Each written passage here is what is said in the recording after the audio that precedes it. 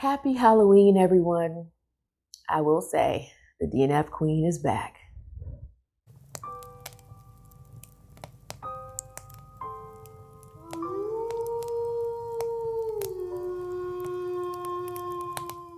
Hello, hello, hello. My name is Nakia. Welcome to my channel. It is actually Halloween when I am filming this video, so happy Halloween, witches.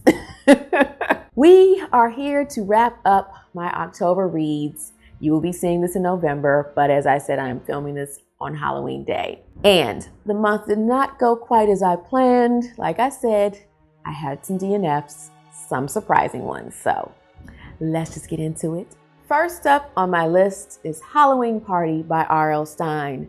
This is a vintage YA horror book. It was published in 1990, I believe. And just as the title promises, this is a story about some high school kids where a popular girl at school throws a party. Invitations are sent to a select few. And at first, the kids think it's the jocks and the wimps who get invited, but they will soon find out there is a more special reason they have been invited. And I have read, I think, two other R.L. Stine books, Silent Night and The Babysitter. This one was probably my least favorite. I just felt rather old reading this book. I know I'm not the target audience, but some of the other R.L. Stine books I've read, I didn't feel quite as old. I don't know if you know, but R.L. Stine is known for his fake out scares where you will think it's something going on and then it's usually a joke. And there were too many of those in this book for my liking. But my main issue was it was just too much teen drama. I did not care about the whole bullying situation with the jocks versus the wimps. There was a lot of that. And of course, the whole who likes who, boy likes girl, all of this kind of stuff. It was just too much for me.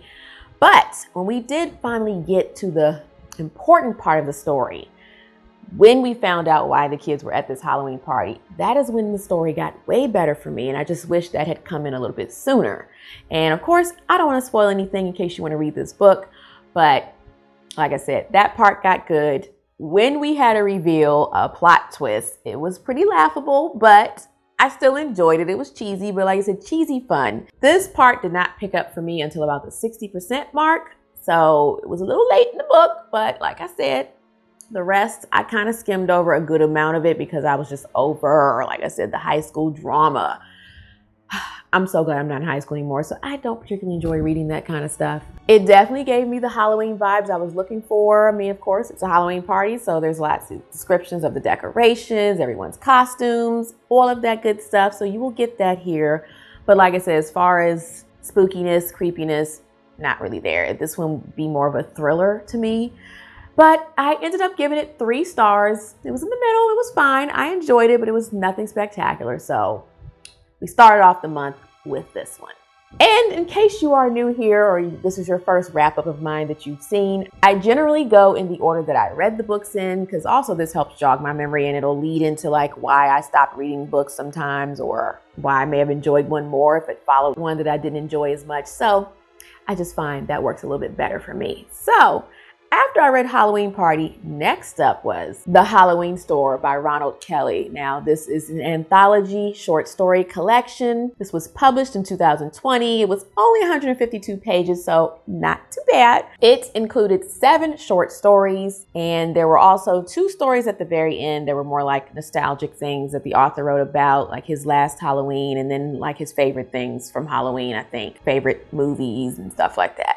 I'm not gonna lie, I didn't read those parts, but maybe one day I will. But let's talk about what I did read. So the book started off great for me. I really enjoyed the first story, The Halloween Store. It was about a group of kids who go to this Halloween store and they buy costumes, and the woman at the Halloween store makes them sign a waiver. Now, see, you know, if you've been watching this channel, these things, these red flags, these warnings, I don't understand why people go ahead. But anyway, they sign the waiver. They want these costumes. They're supposed to be really realistic. So when they get these costumes, something sinister happens and all hell breaks loose. Now, like I said, this one I really enjoyed. This was like perfect little story for me. It actually got kind of grim and gruesome towards the end. I enjoyed it. I don't want to say too much because I don't want to spoil anything. And these are short stories, so you don't want to say too much. The second story, Mr. Mac is Back in Town, was a good story. The central theme had to do with friendship, but it starts off with this man whose daughter is taken to the hospital, and she has strange symptoms that he remembers from when he was a child. So he goes to speak to the doctor and tells him to run these specific tests. And the doctor's like, what do you know about these tests? Are you a doctor? And he's like, no, just trust me. So then he goes to speak to the doctor who treated him back in the day. And we find out what's going on with his daughter and what's going on with him as well. So like I said, don't want to spoil anything, but this one was also pretty good. I enjoyed the Halloween story a little bit better. This one, I really enjoyed the ending of, though. As I said, it had a central theme of friendship, which was very nice and cute. And this one got probably way more gory than the first story, but like I said, that didn't bother me. Then I read another story, Blood, Suede Shoes, and this one was about a singer who is a little mysterious. A woman ends up being a fan of this musician, and she gets in the car with him and goes for a ride. She will never forget. Once again, because these are short, don't want to spoil it, but this one was fine. It was slower paced. Nothing really spectacular happened. It was pretty predictable where it was going. It's a story I've heard before, seen before in other movies or whatnot. So like I said, this one was just fine for me. This is when probably I was kind of like, nah, wah, wah. So I moved on to the next story. Now, Clown Treats, I really did like. I wished this one was a little bit longer, but I mean, it was perfect. Kind of reminded me like a Scary Stories to Tell in the Dark story because it was so short. But there are some kids who go trick-or-treating and they go to their teacher's house, but their teacher's not there. Her husband is there and he has something in store for them. I really enjoyed this one. If you have a thing for clowns, you will enjoy this one as well. I do not, but like I said, this one was great. Then I read the next story, The Cistern. I honestly can't tell you what it was about. Didn't really enjoy that one. I was kind of bored when I was reading it. I went back over it to write my notes and get my thoughts together for this video, and I still couldn't remember anything. So this one was probably my least, there's no probably. It was my least favorite of the book. Like I said, can't really tell you anything. I just know it was like some guy who came back to town and he meets this boy who he ends up like going around the town with, and yeah, I don't fully remember. Like I said, didn't enjoy it, so next. In my Kindle, I have my setting to where I can see how much time I have left in the chapter. For some reason, this motivates me. I used to always keep it on the page number because it made me feel more like it was a regular book. But when I have the time, like I said, this makes me read more, because if I see I have 10 minutes, I'll be like, oh, I'll go ahead and read 10 minutes to get through this chapter. So when I got to this story, Pretty Little Lanterns, when I started the chapter, it was like 50 something minutes, like an hour. And I was like, oh, this is a long one compared to the other ones.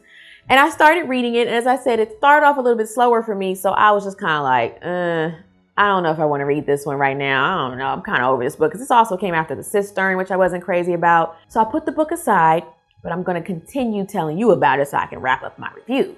But just know I put it aside and moved on to the one that comes after this, and then I came back to it. It's funny that I put it aside because this story, Pretty Little Lantern, ended up being my favorite one. Now, like I said, started off a little slow, but it had to set the story because it is about a cop in a small town, of course. And there is a serial killer on the loose who is leaving a certain souvenir behind from his victims that is very chilling. And the front cover of the book has something to do with this story, is all I will say. And it is very gruesome, very gory, and you will definitely get the Halloween feel from this story. But this one just had the saddest ending. Oh, it still haunts me. I still think about it because it was just so, like I said, sad and just dark. It was just dark, but it was good. It's just that ending. But like I said, this one was my favorite story of the book after all was said and done. Then the last story of the book is one called The Amazing and Totally Awesome Fright Creature. That's a mouthful. This one also kind of reminded me of like a creep show story. It was about these two friends that see an ad on TV for this amazing, totally whatever, awesome fright creature thing, and it looks creepy, and they decide they want to order one for Halloween. They order the little creature. It starts off like a little tiny little lizard, but it evolves into something else. And like I said, this one was fine. I mean, just the two friends. And once again, I felt old reading this. Just wasn't my thing. The creature, I mean, it was fine. Like I said, this one was just okay for me. It didn't really do anything for me. You may like it if you like creature horror stories, but like I said, this one was just okay for me. So, as I said, my favorites were The Halloween Store, the first story, Clown Treats, and Pretty Little Lanterns. So, about half and half, almost half. So, overall, I gave this book 3.5 stars, rounding down to 3. It was pretty good. Didn't love it. And once again, it gave me all the Halloween spooky vibes I was looking for. So let's move on. Before I get to the next book, let me just say, if you are enjoying my content, I hope you will consider supporting me. I have signed up on Ko-fi, Coffee, whichever one it is, so that, you know, you could give me a little tip if you so choose, or you can just buy me a cup of coffee. But yeah, no, in seriousness, I am actually saving to buy a good camera. I've been filming all my videos on my cell phone, and it's an older Samsung Galaxy S8. It's great for me as a phone. It's been doing well for my videos, but I really want to step it up, especially when I do my vlogs and stuff, to give you guys better quality. So, you know, if you'd love to help a sister out, you can donate. And like I say, give me a little tip. And just in general, I make no money from YouTube as of right now. I am not monetized. And as someone who's been on YouTube for a good while, even when you get monetized, it takes a lot to make some money on here. And I do put forth a good amount of effort with my videos. You know, I edit in between my work, and you know, I'm a mom. So again, anything you want to give is appreciated. The link is down below in the description box. So next up, I picked up Trick or Treat by Richie Cusick. I found out after I posted my last video that Richie is a woman. Thank you, Alex from the BOOKTUBERS. I had no idea. But yes, this is another vintage YA book. This is another one that is not too long. It was 148 pages. I purposely chose a good amount of shorter books because I wanted to read as many Halloween books as possible this month. I was a little bit hesitant when I picked this one up because when I read the synopsis, I didn't get Halloween vibes, but the name of it was Trick or Treat. So I was like, you know, I think I read a little bit of the beginning of it, and it mentioned like cold weather and autumn leaves and stuff. So I was like, okay, we'll get the feel. We didn't get enough feel for my liking. This one is about a young girl. I'll put her name here on the screen because I don't remember her name, but her dad has married this woman. And so they are moving to this house that the stepmom has found. And, you know, dad is like, look, we're just going to go. We're going to be one big happy family. And she also has a new stepbrother who is around the same age. They're both in high school. So they get to this house and we find out that this house has a dark, sinister past. And also there's a cemetery on the property. But that is about as creepy as it got. We spent way too much time with these kids in school. The parents go away on their honeymoon, so we're just left with these two teenagers. And like I said, it's just a lot of them at school and who's popular, and I just was not here for it. This was a DNF. I DNF'd this one on page 63. I put on Goodreads that it was a pause, but I did read a review by Austin from Monster Blood, who is also a booktuber. And he pretty much said the same things I was thinking and saying in my head and writing down in my journals I was reading. And I was like, you know what? I'm just not going back to this book. I already see, once again, felt too old for this book. Didn't care about her as the main character. Didn't care about her stepbrother. That's always not a good sign when you don't care about the characters. And then it ended up being this plot that had to do with this girl who was killed in the house and what happened to her. I didn't ask for a murder mystery. I wanted haunted house. Spooky vibes. That's not what I was getting. So like I said, unfortunately, first DNF of the month, not the only one. Okay, so after the Halloween Store, as I said, I had paused when I started reading Pretty Little Lantern of the Halloween Store and then Trick or Treat. These were both a little bit darker in tone and slower. So then I was like, all right, I need something a little bit happier, more fun. So let me move on to a different book. So the next one I read was the second book in the Monster Street series, The Halloweeners by J.H. Reynolds. If you're new here, I read the first book, The Boy Who Cried Werewolf, and I really enjoyed that one. So I was looking forward to this book. The Halloweeners is about a group of friends who have a club called The Halloweeners where they just love Halloween. They have certain rules. They meet in a clubhouse, all that good stuff.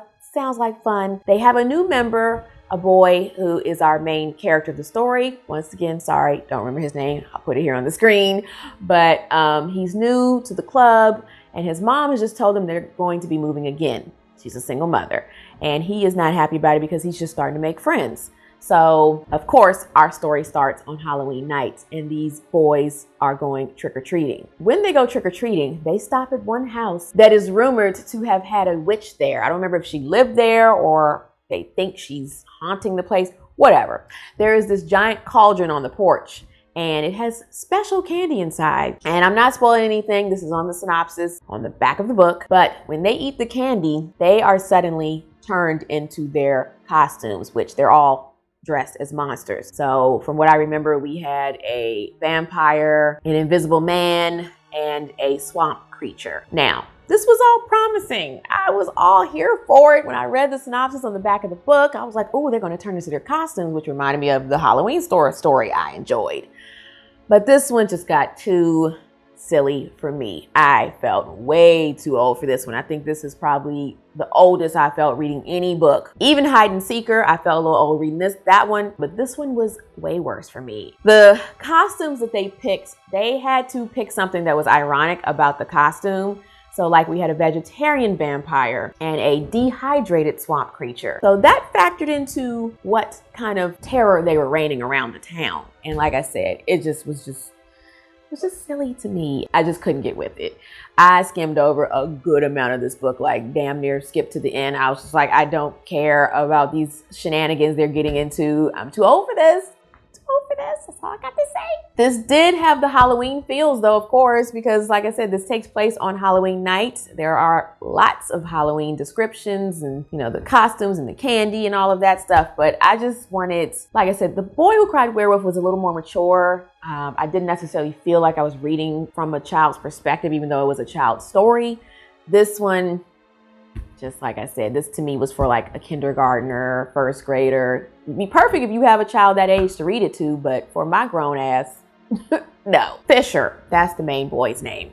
I did enjoy the story that had to do with him and his mom, because as I said, she told him they were going to move. He was not happy about that. So of course they had some things to work through. And there is a plot twist that is revealed about his mother that I enjoyed. When I skipped to the end, I did enjoy the way it wrapped up. I mean, it's cute, and of course it's going to wrap up well. Like I said, the best part was the story with him and his mother for me. So I didn't DNF this. I almost did. After this one, I'm not sure that I will continue in the series because I was just like, I'm too old. So I ended up giving this one 3 stars. Once again, it was just okay. You see a theme for this month. It wasn't the best. It was okay, not the worst, but not as good as I wanted it to be. So let's hear about the next book. Okay.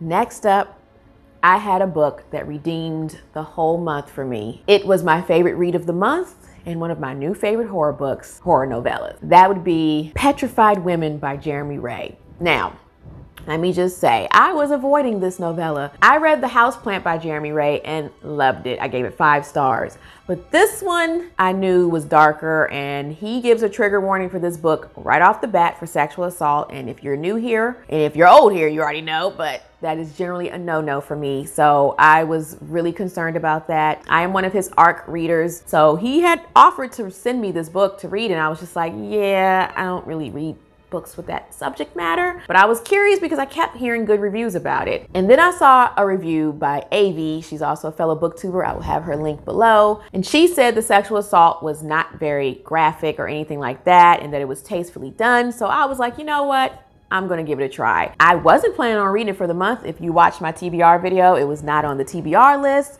But after I DNF'd Trick or Treat or Halloweeners, I was looking for something darker, creepier. So I picked up this one, and I already said it was the favorite of the month. But let me tell you, since you don't know, since I hadn't done this in my TBR, this story is about a young lady named Harley who has a boyfriend named Aiden, and Aiden loves to play tricks. He's just a jokester, and that's his thing. He told her when they met, I hope you're okay with me playing tricks on you, because that's just my thing. And he said, have you ever seen the show Scare Tactics? And she was just like, yeah, of course. But she hadn't. So she didn't know what she was in store for. His jokes are cruel. Some of them I thought were, like a couple I thought were kind of funny, but then there's other ones where it's just like, that's not a joke. But yeah, you'll have to read it to see. But so when we start off the book, she has planned a trick of her own to get back at him. And Jeremy Ray created so much suspense with this beginning to the middle part of the book, really, with wanting to know what she was going to do. He would describe like her walking up to his apartment, and then she'd have a flashback of one of the tricks he's played on her, and then she'd get back, you know, in the elevator, and I was just like, I want to know, what is she going to do? Now, because as I said, he does talk about a trigger warning, I will let you know in case you have the same concern I did. It is recounted in the story. It doesn't get really graphic, but there is a small description. It didn't really bother me, but just be aware of that in case, that is something you're not comfortable with. But it was a very small part. And I really appreciated the way Jeremy Ray handled it, what he brought up that had to do with this, because it is something that is not generally addressed, which more so has to do with when you're in a relationship and you're violated, because people always think you're going to be violated by a stranger, and that's not always the case. So like I said, I really appreciated that he brought that up in this story. That's not a spoiler because you don't know what I'm talking about. But back to what I had to say. This was a page turner. I could not wait. When I put it down, I couldn't wait to get back to it. I just had to know what was going to happen. And then it was the suspense of when she got in his apartment. She didn't want to get caught. And it was just, like I said, nail biter, all of that. Now, for the title of the book and where that comes in, Aiden is an artist and he carves wooden statues of women. But when you read the synopsis, it's like, what is going to happen? And for a good portion of the book, I thought this was a thriller. I was like, where's the horror part? I don't get it. But the horror definitely kicks in towards the end. And when it kicks in, it is creepy. It gets gory. It gets gruesome. There is a part that just... some things just bug me or just really gross me out. And there was a description of splinters on a part of the body, and I just disgusted me. But anyway, I ended up giving this book 4.5 stars. I rounded it down to 4. It was almost perfect. The only thing for me was when the action started to kick in, it was a little confusing at first as to what was going on, but that was only a little short part. You probably won't have that problem. It could have just been me. But again, that was so short, but it just, like I said, knocked it down a 0.5 star and just didn't make it a 5-star read for me. But it was great. I loved every minute of this book. He has one other horror book that I have to read, but I am a fan. Love me some Jeremy Ray books. So thank God for that book in this month. And last but not least, moving on to my biggest disappointment of the month, probably my other DNF. It is Book 2 in the Pumpkin Hollow Mystery Series, Murderously Sweet by Kathleen Suzette and Katie Bell. Breaks my heart because I loved Book 1, Candy Coated Murder. It was what I was looking for in a cozy mystery book because I had tried to read another one that just wasn't doing it for me. But that one had humor, it had neighborhood gossip and the mean neighborhood lady that's all in everybody's business. The murder was good, the way it was described, what they did. I just enjoyed so much of it. This one just was missing all of that. There was no humor for me. We're missing that whole, like I said, gossiping thing that I enjoyed from the first one. I understand, we can't keep the same storyline going, but I guess because they had already established the main character in the first book, this one just continues exactly where the first one left off. So it's more mundane, her going on about things, and she has the cop, Ethan, that's a friend, but we know they're interested in each other. And I've already had a spoiler for what's coming ahead, but we already know what's going to happen because it's a common theme in cozy mystery books. Yeah, when the murder happened, it was just like, okay, meh.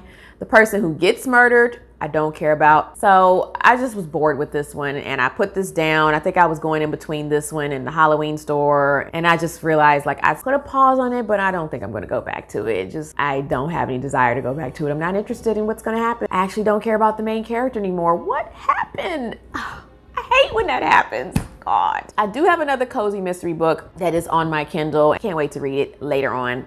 Probably in 2022, so you'll have to wait and see. But so right now I'm not giving up on the cozy mysteries, but I'm pretty sure I'm done with the Pumpkin Hollow Mystery series. Sad, but it is what it is. And then to wrap up my Halloween day morning, which is today, I read a story from Autumn Crow, Burnt Brownies. That one, reading it again the second time, I felt more sad reading it when I got to the end. But I still love that story. It's just so much of the Halloween vibes. It is about a brother and sister, a younger brother, older 16-year-old sister. The sister is throwing a Halloween party because the parents aren't home. The brother wants to go trick-or-treating. She is not trying to take him trick-or-treating. She wants him to go to bed. And he's just like, what happened to you? We used to be close.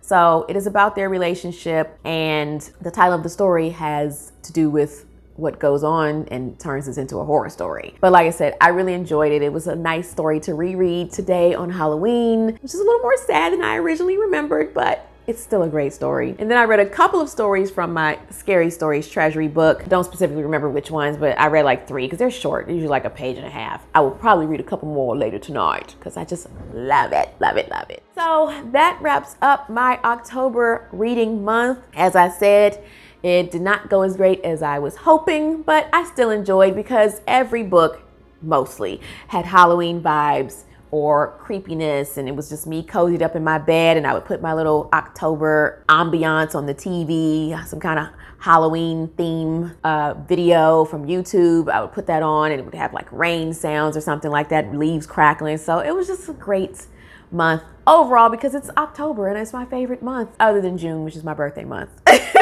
But yeah, so let me know in the comments if you've read any of these books, what you thought of them, if you enjoy them as much as me, or if not, I love to hear it all. And let me know what your favorite read was of October. I am going to start creating a list for next year. So I think I already have like 2 that I'm looking forward to, but I probably won't be reading many YA books next year. We'll see. But that is all I have for you in this video. If you don't have a comment, you can just leave me a jack-o'-lantern or some kind of monster, witch, vampire, anything like that in the comments down below. So let me know you made it this far in the video and that you just want to show me some love. I appreciate it. And as I said, my Ko-fi link is down below. Coffee, Ko-fi, whatever. If you want to give me a little tip for my services. So that's it. I hope you had a fabulous Halloween, a witchy Halloween, a ghouly Halloween, all the things. So until next time, boys and ghouls, snuggle up in your hideaway with a good book. Unplug as much as possible. Be kind to all kind. And I will see you in the next video. Bye.